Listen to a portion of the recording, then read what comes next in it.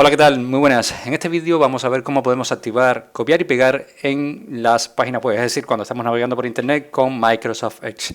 Esto es lo habitual, es decir, que lo habitual en cualquier navegador web y aplicación es poder copiar y pegar un texto u otros elementos, y Microsoft Edge por esto no iba a ser menos, pero tenemos una opción que cuando elevamos la seguridad de navegación en Windows, es decir, la navegación aislada, de forma predeterminada la opción copiar y pegar se encuentra desactivada en el navegador. Así que por esto lo que vamos a hacer es ver cómo podemos habilitar esa opción de activar y copiar para que podamos copiar desde cualquier página web utilizando nuestro navegador Microsoft Edge. Esto se encuentra en la seguridad de Windows, así que vamos a presionar Windows I para entrar al panel de control de Windows, es decir, al sistema de Windows, y después en el panel de la izquierda vamos a hacer un clic sobre privacidad y seguridad.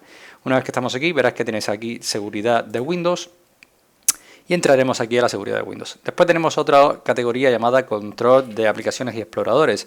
Por lo tanto, haremos un clic aquí para entrar a esta opción. Y cuando estemos aquí dentro de esta opción, veremos que tenemos una categoría relacionada con la navegación aislada. En fin, vamos a entrar a esta opción que es cambiar la configuración de protección de aplicaciones, y una vez que estamos aquí verás que tienes todas estas opciones deshabilitadas.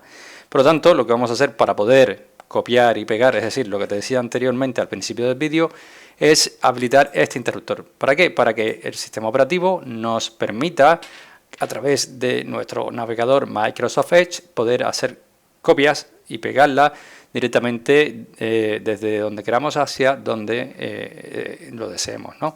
Por lo tanto, este cambio requiere un reinicio de tu sistema operativo y tendrías que reiniciar tu PC para poder dejar esta función habilitada, ¿vale?